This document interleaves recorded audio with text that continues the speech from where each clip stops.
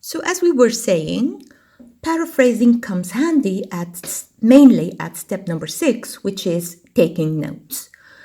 Notes can be of 3 types. Your notes, when you use a reference, you can use a direct quote, you can quote, which very briefly means you take the exact words of the author and you document them. You can make a summary of the main points and shorten the idea. And you can also paraphrase, which is our module. You can take one main idea and put it in your own words. Now let's have a look in more detail at the differences between quoting, paraphrasing, and summarizing. Quotations are identical to the original. So in common language, you cut and you paste, okay? Or you copy and you paste, of course, with documentation. Because if you don't document, you will be falling into the trap of plagiarism, which is a point that we are going to discuss later. So quotations are exact words of the author you are reading and you are taking notes from. You put them into inverted commas and you document saying what, author, what book, and what page number.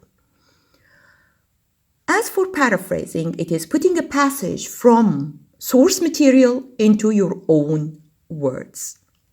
But summarizing is putting the main ideas into your own words, including only the main points. I'll explain this further. Quoting means to repeat another source word for word. So as we said, you take the words in the reference exactly as they are. And to show that they are exactly as they are, you put them between quotation marks, as you can see in the illustration. So, for example, this is taken from a research paper. You can say, in the 7-lesson school teacher, John Taylor Gatto explains that our school system discourages independent thinking. Good students wait for a teacher to tell them what to do.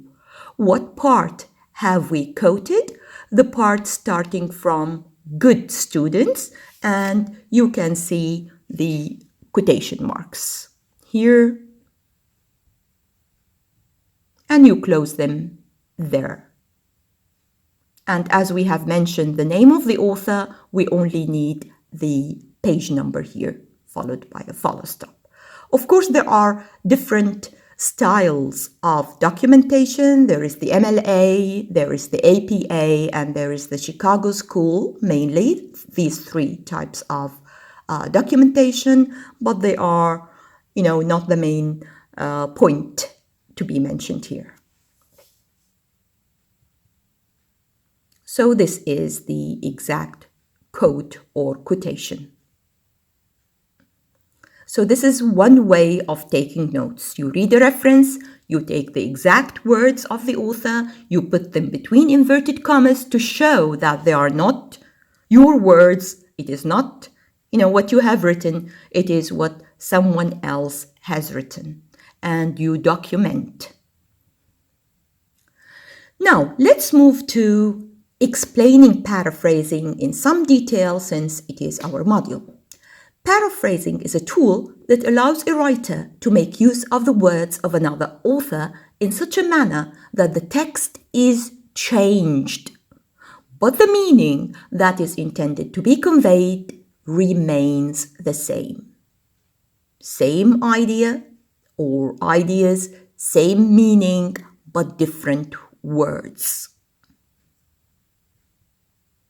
Again, if we explain paraphrasing, as I said, I'll be explaining different, ways of looking at paraphrasing or different, you might say, definitions of paraphrasing in order to know what paraphrasing is exactly, and that is going to help you do paraphrasing well.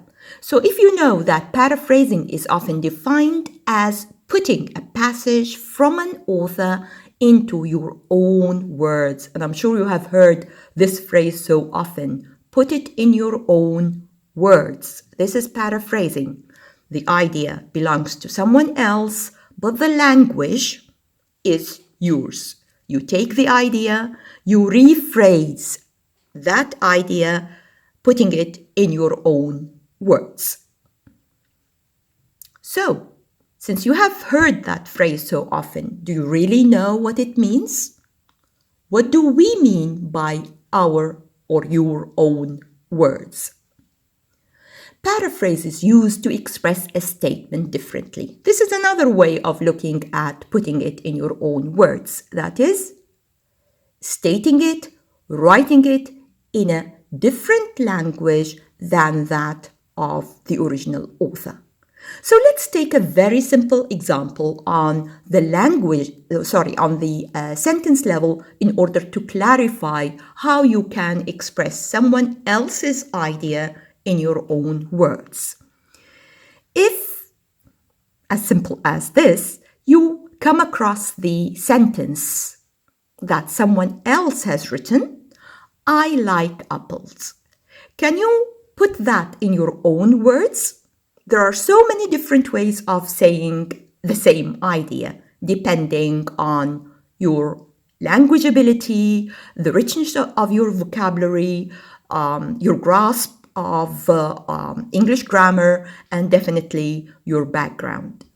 So instead of saying, I like apples, you don't want to quote that sentence. You don't want to put it between inverted commas and say, this belongs to, this is the language and the idea that belongs to someone else, that belongs to an author. So if you want to take the same idea, liking apples, and put it in your own language, you can say, for example, this is my own way of saying it, apples are my favorite fruits. You see, it's the same meaning, the same content, the same idea, but the language is completely different. Definitely, we have used the main words. The key word here is apples.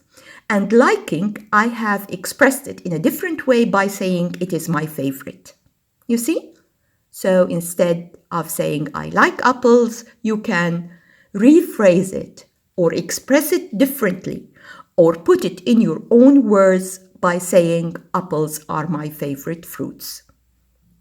Can you think of another way of saying it yourself in your own words? Try.